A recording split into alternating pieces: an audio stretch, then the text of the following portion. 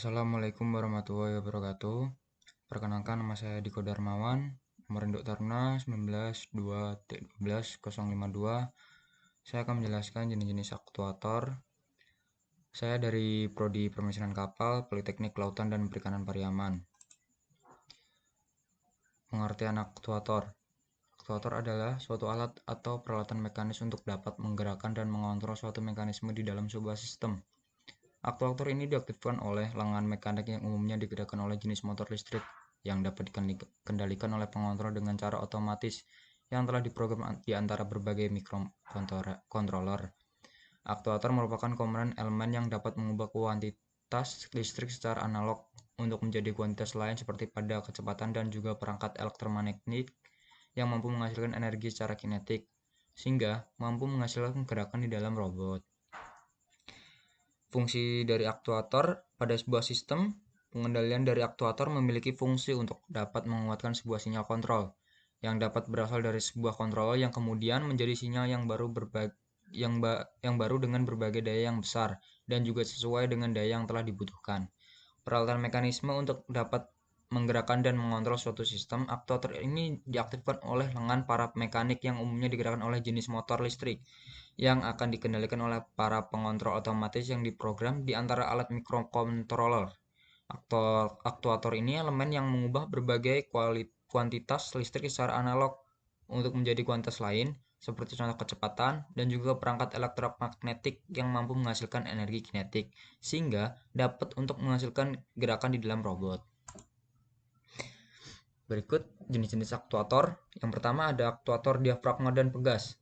Pegas dan diafragma aktuator adalah salah satu jenis yang berfungsi untuk mendorong batang aktuator ke bawah dengan udara dari wadah diafragma.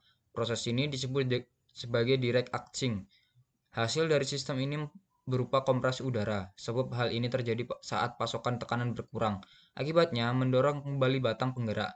Keuntungan dari proses direct action adalah biaya yang rendah dibanding jenis aktuator lain, sebab alat ini tanpa adanya positioner tetap dapat melakukan proses perlambatan. Sedangkan kelemahan aktuator ini terletak pada ukuran yang besar dan bobot yang berat, serta kemampuan yang output terbatas.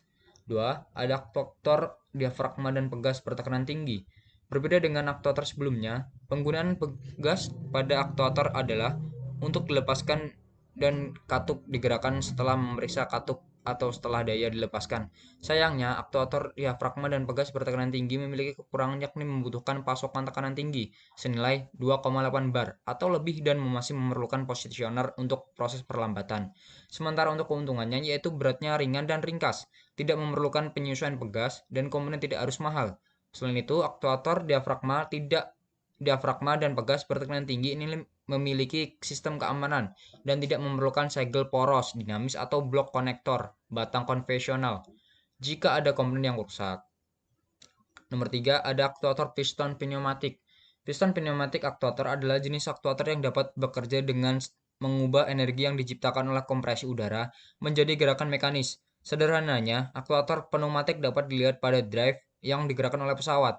Ketika udara dilepaskan, gerakan beradaptasi dengan jenisnya baik linear atau berputar. Jenis aktuator ini berisi piston yang dapat menghasilkan tenaga motif dari udara. Hal ini untuk menjaga udara tetap tinggi sehingga dapat memaksa diafragma untuk memutar atau memindahkan batang katup. Keuntungannya yang dapat menggunakan aktuator jenis ini adalah dapat dioperasikan pada suhu tinggi, tingkat kekakuan tinggi, dan beat yang sangat cepat. Selain itu, konstruksi aktuator ini sederhana, kapasitas tinggi, dan torsi rendah. Sayangnya, aktuator ini memiliki kelemahan yaitu harus diberi pegas, aksesoris tambahan, dan aksesoris untuk sistem ketika komponen rusak selama operasi mesin. Positioner juga mengakibatkan biaya yang lebih tinggi karena proses perlambatan diperlukan. Ada nomor 4, ada aktuator motor listrik.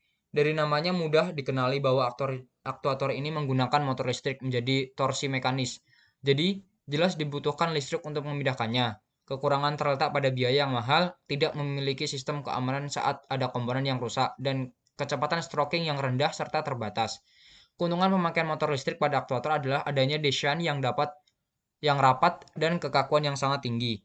Oleh karenanya, tidak ada pipa mensuplai ketekanan yang perlu dipasang, selain yang memiliki kapasitas tinggi untuk masalah-masalah. 5. Ada aktuator elektrohidrolik. Elektrohidrolik aktuator adalah salah satu jenis yang dapat dipahami melalui hukum Pascal.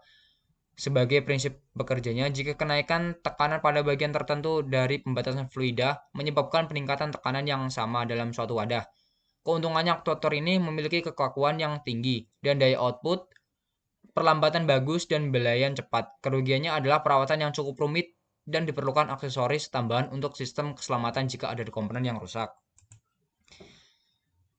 Berikut kelebihan dan kekurangan aktuator. Kelebihan, cairan hidrolik berfungsi sebagai pendingin dan sebagai pelumas. Dengan ukuran kecil, tenaga torsi yang dihasilkan lebih besar. Memiliki kecepatan reaksi yang tinggi. Dapat dioperasikan secara terputus-putus. 5. Ada tingkatan kebocoran rendah. 6. Fleksibel dalam desain. Ada kekurangan juga dalam aktuator tersebut. Yang pertama, ada tenaga hidrolik tidak tersedia dibandingkan dengan daya listrik. Biaya sistem lebih mahal. Ada risiko kebakaran dan ledakan. Sistem cenderung kotor, memiliki sifat rendaman rendah. Berikut penjelasan dari saya. Terima kasih. Mohon maaf jika ada kesalahan. Wassalamualaikum warahmatullahi wabarakatuh.